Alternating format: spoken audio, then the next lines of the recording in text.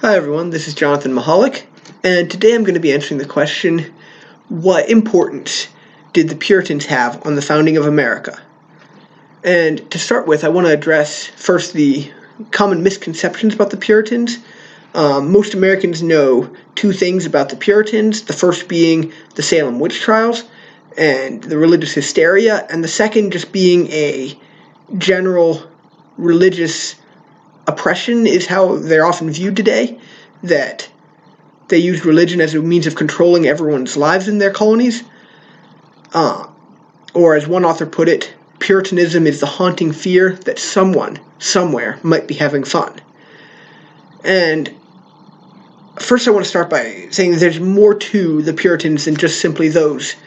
Although they were religiously devout and sadly they did partake in the Salem witch trials. However, I'm going to focus today on four specific areas in which the Puritans left a legacy which America has built on in the years following. The first area in which we can see the Puritan legacy in America today is the idea of church and state relationships, or relationships between the church and the state government. And we're going to start by looking at the church government side of things, and because this is really where their whole concept starts from. And the Puritans were different than most of Europe in that church membership was based on personal conversion. Unlike most other religions in Europe at the time, for example, Lutherans in Germany, or England, the Anglican Church, or France, the Catholic Church, you are the religion because that's where you live. The Puritans took this a step further, that in order to be part of the Puritan Church, you must have made a personal conversion. By requiring this step of commitment, what they created is a government that was definitely not a theocracy. Although religion was an important part of their life, the government did not control the religion. What they created was not a secular government either. That religion was an important part of the government. As Noel describes this, that church leaders would be sought out by government leaders for advice, but neither side really controlled the other. And this is where America's church-state relationships have functioned for most of its history, and that is somewhere in between a secular government and a theocracy. And so that precedent is started by the Puritans. The second trend started by the Puritans is that of a standard of morality for all its citizens.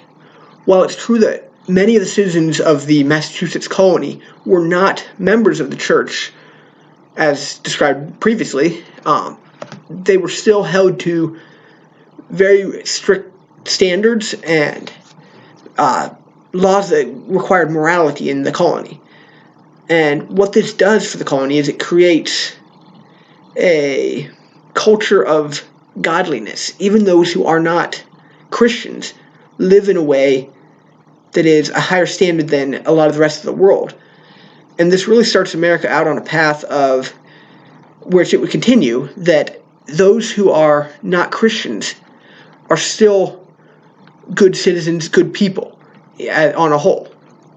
The third trend, which we see starting with the Puritans, is that of education.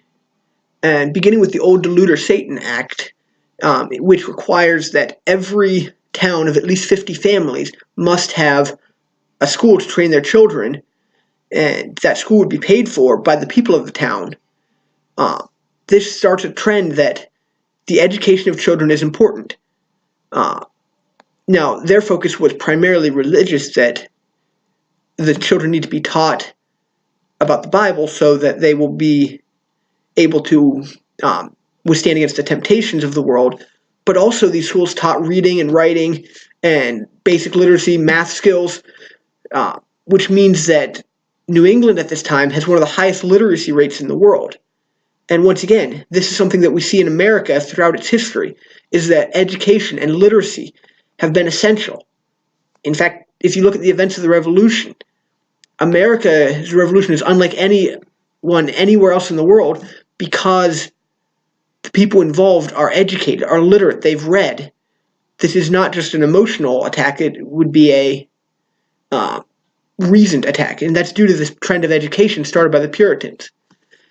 And the last trend I want to address is that of the Puritan work ethic, that due to their emphasis on personal religion and personal morality, the Puritans placed a high emphasis on the value of work, and as a result, they created a society that functioned extremely well and became extremely prosperous because of this dedication to working hard. And in this, you can kind of see the beginning of capitalism, which is based on the principle of you work hard and you can make more money. So there we see another trend started with the Puritans, which would come to full growth later on in American history. So, in conclusion, the Puritans were so much more than just religious zealots and witch hunters. If we actually look at what the Puritans did, we can see a legacy of education, of church and state relationships that was completely functional and became the pattern for America, of public morality, and also of hard work, which created a stable economic system in Massachusetts. Thank you for watching, and I look forward to hearing what you all have to say about my thoughts, and I look forward to commenting on yours as well. Thank you for watching.